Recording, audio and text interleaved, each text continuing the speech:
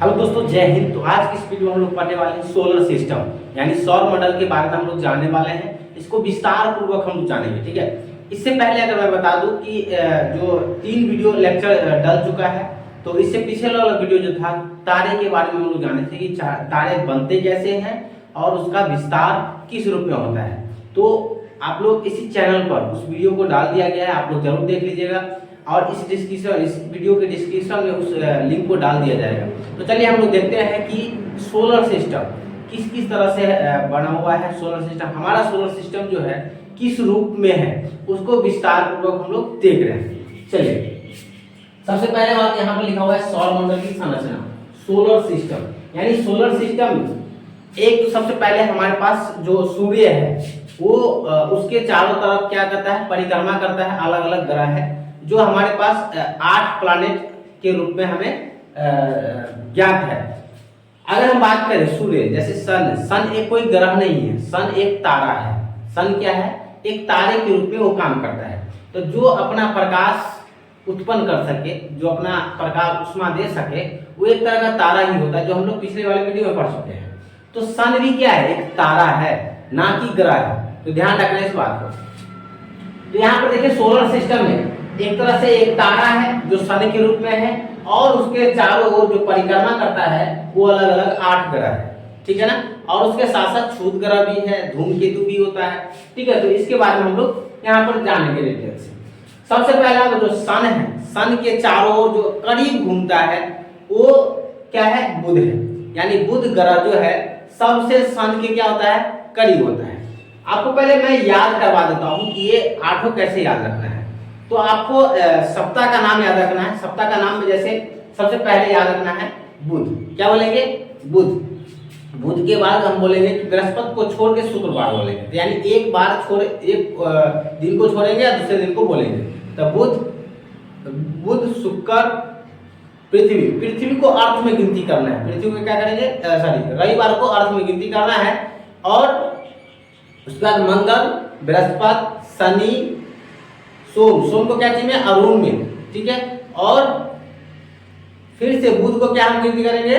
वरुण में। ये उतना बात समझ में आ गया। तो यहाँ पर क्या लिखा हुआ है देखिए, जैसे बुध, शुक्र, पृथ्वी, मंगल, बृहस्पति, शनि, अरुण, वरुण। तो याद रहना चाहिए, यानी आपको एक सप्ताह का नाम याद रहना चाहिए। समझ में आए? यानी इंग्लिश में मरकरी, वेनस, अर्थ, मार्स, जुपिटर और यूरेनस, नेपच्यून। यानी एक तरह से दिया गया है कि सूर्य से कितने दूरी पर है, ठीक है ना। एक ऑल ओवर सोलर सिस्टम में कौन कितना बड़ा है, कौन कितना छोटा है, ये हम आगे हम लोग पढ़ेंगे डिटेल से। तो इतना आप लोग को याद रह गया। अब देखिए ध्यान समझना, जो क्षुद्र ग्रह है ना, वो क्षुद्र ग्रह ध्यान रखना कि मंगल ग्रह के और बृहस्पति ग्रह के बीच में होता है। ये इसमें होता है, इसमें लिखा गया है गलती से। ध्यान रखना है कि ये कहाँ होता है? इसमें होता है। ये है मंगल ग्रह और बृहस्पति ग्रह, इसमें होता है क्षुद्र ग्रह। ध्यान रखना, इसमें है क्षुद्र ग्रह, तो ये वाला इसमें होता है, इसमें लिखा गया, ठीक है ना। तब आगे समझ में आ गया। तो यहाँ पर एक क्षुद्र ग्रह, उसी को हम उल्का पिंड भी बोलते हैं। क्या बोलते हैं? उल्का पिंड भी बोलते हैं। तो ध्यान रखना है। आगे यहाँ पर क्या लिखा है कि जो तारे होता है, यानी सूर्य के बारे में लिखा है, उष्मा प्लस प्रकाश देता है, उसे हम तारे बोलते हैं। नहीं, अब देखिए यहाँ पर क्या लिखा हुआ है? उष्मा प्लस प्रकाश। उष्मा और प्लस जब प्रकाश देगा वही तारे कहलाएगा। लेकिन उष्मा प्लस प्रकाश अगर नहीं दे रहा तो उसको क्या बोलेंगे? ग्रह बोलेंगे। क्या बोलेंगे? ग्रह बोलेंगे। समझ में आ रहा है क्या?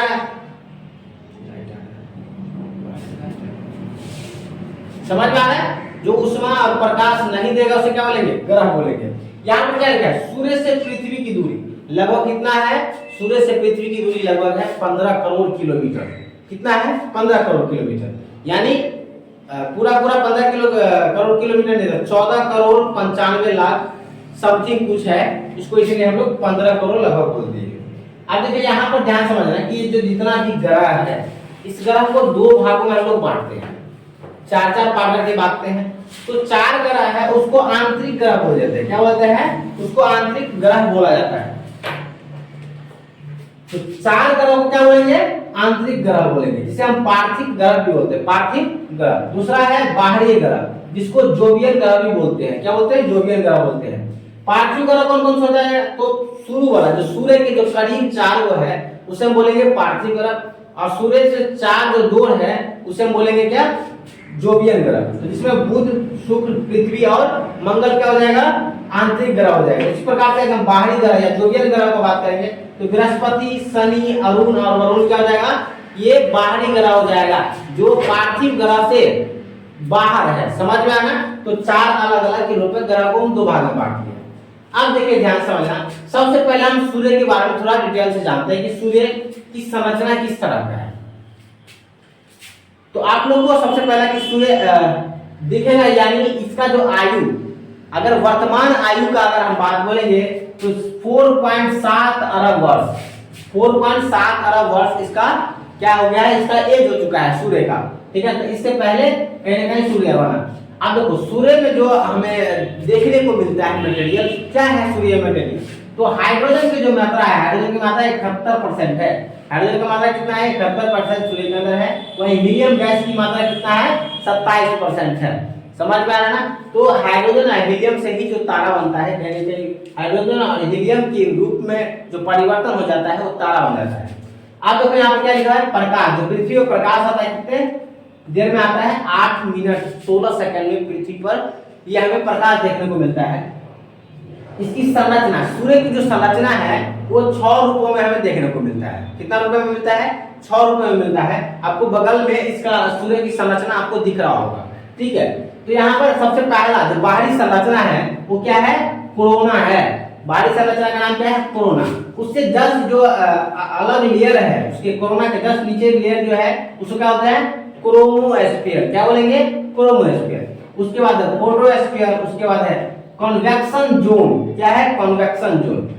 अगला क्या है, रेडिएशन जोन। क्या है, रेडिएशन जोन। और सबसे अंदर वाला जो भाग है, केंद्र वाला भाग, उसको क्या बोलते हैं, कोर बोलते हैं। क्या बोलते हैं, कोर। तो ध्यान रखना कि कोर जो है ना, कोर की जो टेम्परेचर है सबसे अधिक है। कोर की टेम्परेचर कितना है, सबसे अधिक है। कितना है, तो 15 मिलियन डिग्री सेल्सियस। तो कोर की जो टेम्परेचर है 15 मिलियन डिग्री सेल्सियस है, ये ध्यान में रखना है। वही अगर हम बात बोलेंगे कि बाहरी भाग जो कोरोना है, कोरोना का जो लेयर है वो आपको कोरोना कैसा दिख रहा है, समझ में आ रहा है, एक जैसे आप कोरोना वायरस देख रहे थे ना, उसी की तरह निकला होगा बाहर से, आपको दिख रहा होगा पिक्चर में। नहीं तो यहाँ पर बाहरी जो इसका कोरोना का टेम्परेचर कितना है, 5500 से 6000 डिग्री सेल्सियस है, हमको दिख रहा है इसमें। इतना बात तो समझ में आ गई। अब देखो आपको सूर्य पे कहीं कहीं जब सूर्य आप देखते हैं तो कहीं कहीं पर उसका काला धावा भी दिखता है, काला धब्बा भी उस पर दिखता रहता है। यानी एक तरह से वो ठंडा हो गया रहता है या ब्लास्ट करके निकल गया रहता है, तो वो काला धब्बा बन जाता है। क्या हो जाता है, काला धब्बा। तो उस काले धब्बों को ही हम सौर कलंक बोलते हैं। क्या होते हैं, सौर कलंक। सौर में क्या हो गया, कलंक हो गया, यानी काले धब्बे हो गए। अब देखो सौर कलंक में जो काले केंद्र होता है, यानी कहीं पर तो काले धब्बा होगा, और जो बीच वाला हो जो होता है पूरा काला जो होता है, उस काले को क्या बोलते हैं, अम्बरा। क्या बोलेंगे, काले को अम्बरा बोला जाता है। लेकिन अम्बरा के जो चारों साइड जो धब्बा होता है, अम्बरा के चारों साइड जो थोड़ा हल्का लेयर में होता है, हल्का हल्का रंग में, तो उसको क्या बोलते हैं, पेनुम्बरा। क्या बोलेंगे, पेनुम्बरा। इतना याद रहेगा। अब चलिए यह हम लोग सूर्य के बारे में जान सकते हैं। ठीक है ना, तो इतना आप लोग सूर्य के बारे में जानकारी रखना है। 1-2 पॉइंट छूट गया होगा तो हम लोग देख लेंगे आगे। अब देखिए यहाँ पर क्या लिखा है, बुध। अगला जो है आपको प्लैनेट है, यानी जो पहला है जो बुध है, करीब मतलब बोल सकते हो सूर्य के सबसे करीब। तो सूर्य के करीब कौन सा है, बुध है, मरकरी। तो देखिए यहाँ क्या लिखा है, सूर्य के निकट एवं सौरमंडल के सबसे छोटा ग्रह जो है बुध है। तो ध्यान रखना है कि सूर्य के सबसे निकट कौन सा ग्रह है, तो बुध है। और सौर मंडल इस सभी का सबसे छोटा ग्रह है, हमें बुध देखने को मिलता है। अब देखो बुध जो है सूर्य के चारों तरफ कितने दिनों में परिक्रमा कर लेता है, तो 88 दिन में परिक्रमा कर लेता है। मात्र 88 दिन में परिक्रमा कर लेता है सूर्य का, क्योंकि नजदीक है। और ध्यान से लेना, यहाँ पर दिन और रात जो होता है, दिन जो होता है अत्यधिक गर्म होता है, दिन जो बहुत टेम्परेचर होता है, क्योंकि नजदीक में है, नजदीक के कारण क्या होता है, टेम्परेचर अधिक होता है। और रात जैसे ही होता है ना, यहाँ पर बर्फीले फिर हो जाता है। रात में क्या होता है, बहुत ज्यादा बर्फीले भी होता है। ठीक है, तो मुश्किल है। अब देखो इसके पास अपना कोई उपग्रह नहीं है, इसके पास अपना कोई उपग्रह नहीं है, ध्यान रखना। और इसके पास वायुमंडल भी है। क्यों नहीं है वायुमंडल? तो ध्यान रखना कि सूर्य के बहुत करीब है, इसलिए इसका भी अपना कोई वायुमंडल नहीं है। इतना बात समझ में आ गया। अब देखो यहाँ पर क्या लिखा है? शुक्र, यानी शुक्र वेनस का बात बोलेंगे तो दूसरा सबसे बड़ा ग्रह, दूसरा ग्रह। तो यहाँ पर पृथ्वी की नजदीक है, पृथ्वी की नजदीक। तो सूर्य का शुक्र जो ग्रह है वो पृथ्वी के बहुत नजदीक है। क्या है? तो बुध के भी नजदीक है, पृथ्वी के नजदीक है, लेकिन उसमें दोनों में अगर कंपेयर करेंगे तो पृथ्वी के बहुत ज्यादा नजदीक है। अब देखो शुक्र जो होता है ना, शुक्र शाम को क्या होता है कि पश्चिम एवं सुबह को पूरब में कहीं ना कहीं देखने को मिलता है। शाम को पश्चिम में देखने को मिलता है और सुबह को पूरब में हमें देखने को मिलता है। यही बात दिखा रहा है। जैसे पृथ्वी का बिहेव लाइक स्ट्रक्चर है, उसका देखो सांझ एवं भोर का तारा, यानी इसीलिए इसे क्या कहा जाता है? सांझ एवं भोर का तारा भी कहा जाता है। किसको? शुक्र को। ठीक है। अब देखो आकार में पृथ्वी शुक्र जो है आकार में कैसा दिखता है? तो पृथ्वी की ही तरह दिखता है, पृथ्वी के ही समान लगभग दिखता है, बराबर बोल सकते हो। इसलिए इसे पृथ्वी के बहन भी कहा जाता है, यानी शुक्र को क्या कहा जाता है? पृथ्वी की बहन भी कहा जाता है। इतना बात समझ में आ गया। यानी देखो अब क्या है लिखा कि शुक्र जो है ना, इसके वायुमंडल है लेकिन कुछ गैसों से भरा हुआ है, जिसमें सबसे अधिक गैस का अगर बात बोलेंगे तो 90 से 95% कार्बन डाइऑक्साइड है। क्या है? 90 से 95% कार्बन डाइऑक्साइड है। उसके बाद हाइड्रोजन हीलियम हमें देखने को मिलता है। तो सबसे ज्यादा कार्बन डाइऑक्साइड है, जिसके कारण यहाँ पर आपको जीव नहीं रह पाएगा। ठीक है ना, क्योंकि अधिक मात्रा में कार्बन डाइऑक्साइड है। कार्बन डाइऑक्साइड के कारण टेम्परेचर बहुत अधिक हो जाता है।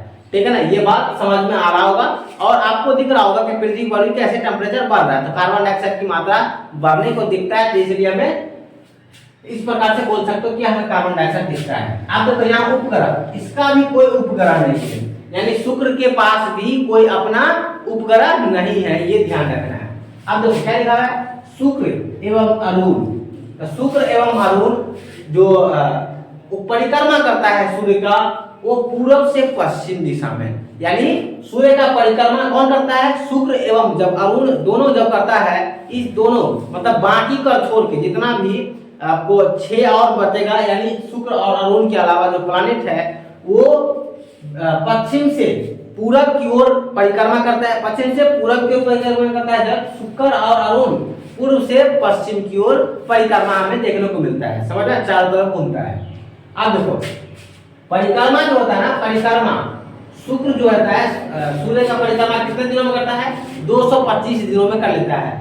लेकिन ध्यान रखना कि 243 दिन में शुक्र अपने अक्ष पर घूर्णन करता है। तो ध्यान रखना कि दो तरह का घूमता है, रोटेशन क्या करता है? दो तरह का, एक घूर्णन गति होता है और एक परिक्रमण गति होता है। तो परिक्रमण किसी का हम कर रहे हैं, अब घूर्णन मतलब अपने अक्ष पर क्या हो रहा है? हम उसको घुमा रहे हैं, नाच रहे हैं, उसको हम क्या बोलेंगे कि घूर्णन। ठीक है, इसीलिए यहाँ पर 243 दिन में घूर्णन करता है, इसलिए हम बोलेंगे कि लंबे रात दिन हमें देखने को मिलता है। कितने लंबे रात दिन हमें देखने को मिलता है? तो पृथ्वी 24 घंटा में घूर्णन कर लेता है अपने अक्ष पे, इसलिए रात दिन हमें ये जल्दी एक 24 घंटा 12 घंटा और 12 घंटा के रूप में हमको देखने को मिल जाता है।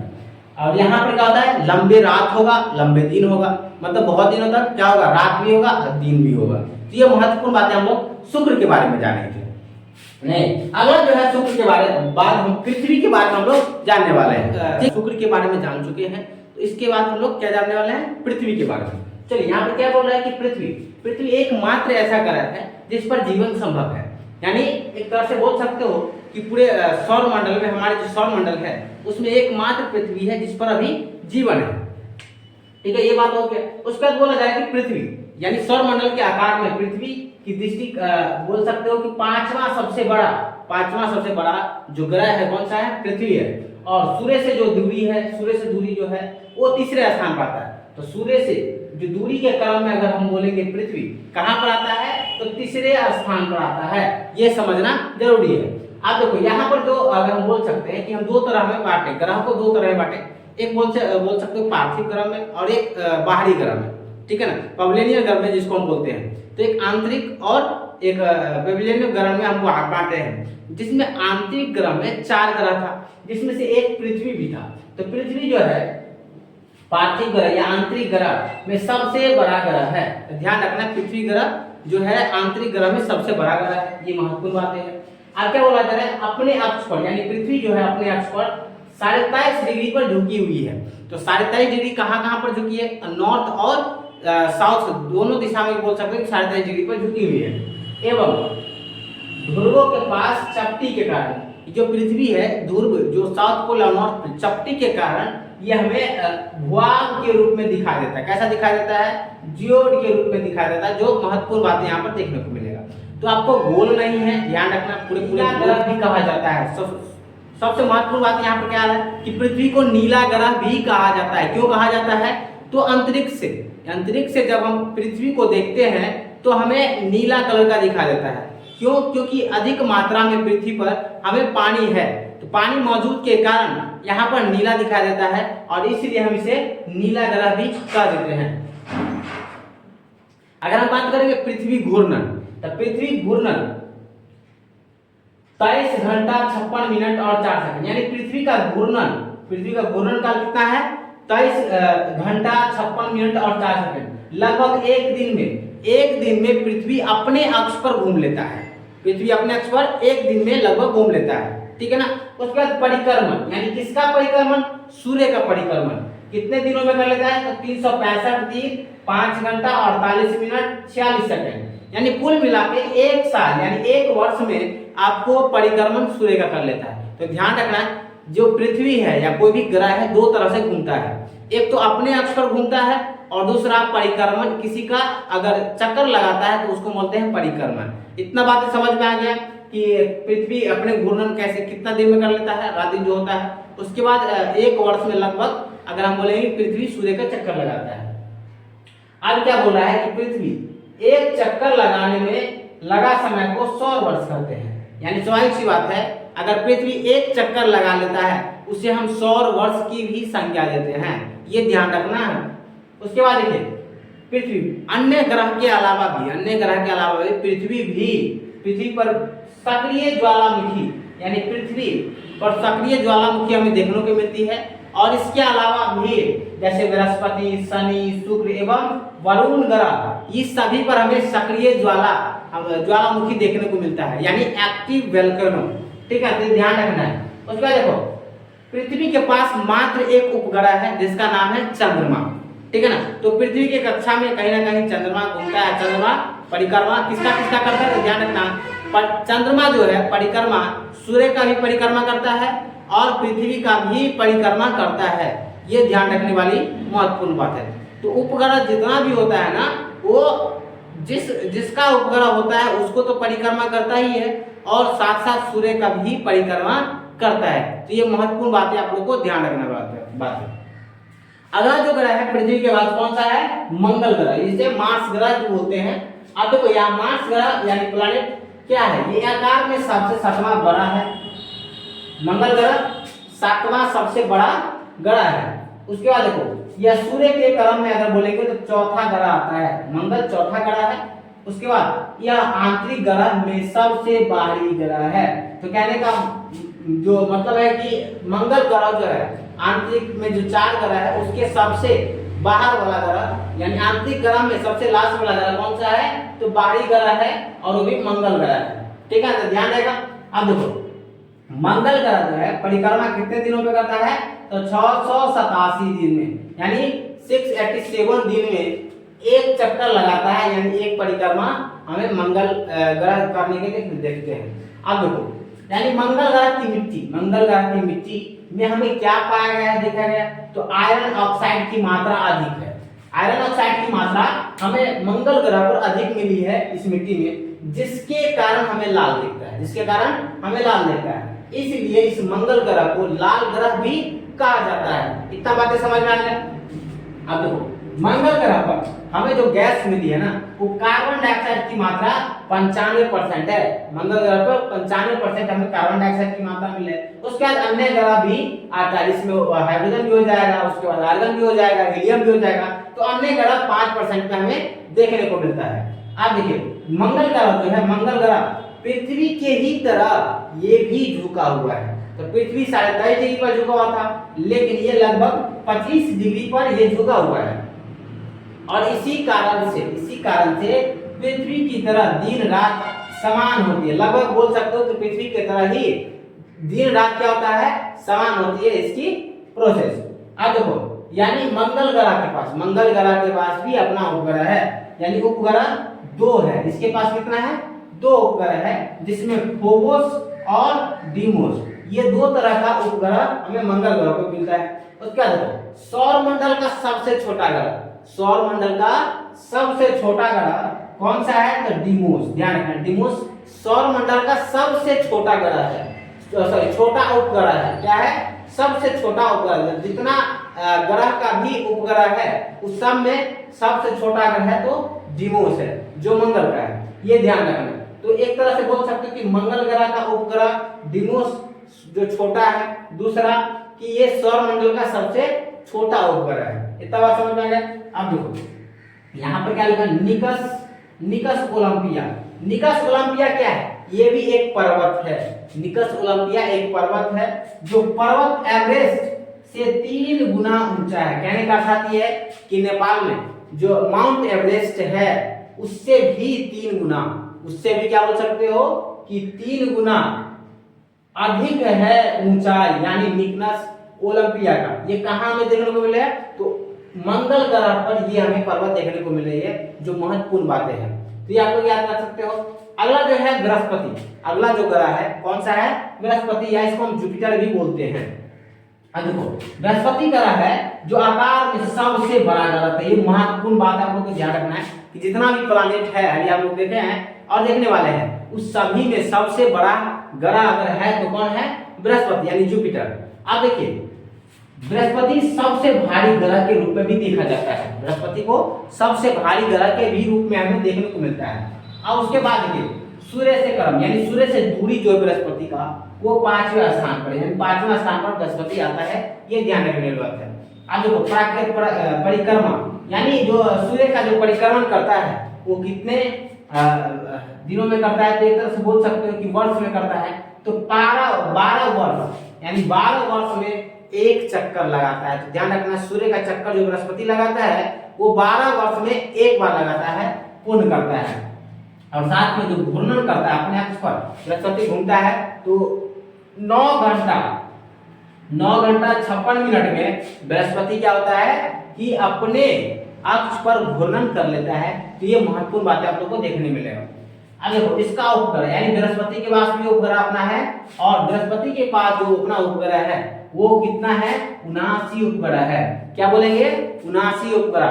तो ध्यान रखना है कि बृहस्पति एक ऐसा ग्रह है जिसके पास अपना उपग्रह 79 है, और ये दूसरा सबसे अधिक उपग्रह वाला ग्रह है। ये ध्यान रखने वाला बात है। यानी शनि जो है, शनि के पास 82 उपग्रह है, तो इसके पास 79 अपना उपग्रह है। तो ध्यान रखने वाली बात है। अधिक मात्रा में अगर बोलेंगे कि बृहस्पति के पास जो उपग्रह है वो छोटी है, अधिक मात्रा में, ठीक है। अब देखिए बृहस्पति ग्रह की जो खोज किया था, किसने किया था, गैलीलियो ने बृहस्पति ग्रह का खोज किया था। अब इसकी प्लाइन वे कितना है, 59.6 किलोमीटर पर सेकंड, यानी कि मतलब 60 किलोमीटर, लगभग 60 किलोमीटर पर सेकंड। अर्थात प्लाइन वे का मतलब क्या होता है, एस्केप वेलोसिटी। क्या बोलेंगे, एस्केप वेलोसिटी,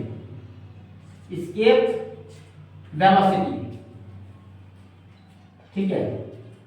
एस्केप वेलोसिटी अब क्या कह रहा है कि एस्केप वेलोसिटी यानी आप किसी, जैसे पृथ्वी पर आप कोई वस्तु को यहाँ से फेंक रहे हो, अगर वापस नहीं आया उसी को बोलते हैं एस्केप वेलोसिटी। यानी कितना स्पीड से फेंकेंगे जिससे कि वापस नहीं आएगा। तो ध्यान रखना कि पृथ्वी पर, इसका आकलन है, पृथ्वी पर से अगर कोई वस्तु आप फेंकते हो 8 किलोमीटर से लेके 11 मीटर के बीच में अगर फेंकते हो या उससे ऊपर फेंकते हो, तो आपको वस्तु वापस नीचे नहीं आएगा, यानी 1 सेकंड में। ध्यान रखना। उसी प्रकार से अगर बृहस्पति ग्रह पर से सबसे अधिक प्लान वेग बोल रहा है कि बृहस्पति ग्रह पर से 1 सेकंड में लगभग 60 किलोमीटर 60 किलोमीटर प्रति स्पीड से, यानी 1 सेकंड में 60 किलोमीटर स्पीड से अगर कोई वस्तु फेंका जाता है तो उसी को हम बोलते हैं कि फ्लाइंग वेग हो गया, यानी एस्केप वेलोसिटी हो गया। इतना बात समझ गया, फिजिक्स का मामला है, फिर मैंने बता दिया। अब क्या बोल रहा है कि बृहस्पति ग्रह, बृहस्पति बड़े आकार के कारण, यानी बृहस्पति सबसे बड़े है, जिसके कारण ये तारा के रूप में भी हमें देखने को मिलती है। ये ग्रह एक तारा के रूप में हमें भी देखने को मिलती है, तारा के रूप में भी दिखता है। तो ये बोल सकते हो कि पूरे ग्रह में एकमात्र ऐसा ग्रह है जो तारा के रूप में भी बिहेव करता है, और ग्रह तो है, यानी ग्रह है और तारा के रूप में हमें बिहेव करता है, इसे लिखा भी है। अब देखो, इसे हम मास्टर ऑफ गॉड्स की उपमा भी देते हैं, यानी बड़ा आकार के कारण और तारा सदृश्य के कारण हम इसे मास्टर ऑफ गॉड्स भी कहते हैं, यानी उपग्रह ग्रह को, बृहस्पति ग्रह को, ठीक है ना। अब देखो, तारा एवं ग्रह दोनों के गुणों से युक्त है, स्वाभाविक सी बात है। तारा के रूप में हमें सदृश्य दिखता है, लाइट के रूप में दिखता है, और ये ग्रह के रूप में तो काम करता है, दोनों हम बोल सकते हो। उसके बाद क्या है यहाँ पर, इसको लघु सौर तंत्र भी कहते हैं। इसे क्या कहते हैं, लघु सौर तंत्र भी कहते हैं। एक तो हमारा सौर तंत्र है जिसमें अलग अलग 8 ग्रह है और उपग्रह भी है, लेकिन ये एक मात्र ऐसा ग्रह है बृहस्पति जिसमें बोल सकते हैं इसको एक छोटा लघु सौर तंत्र भी कहा जाता है। इतना बात समझ में आ गया।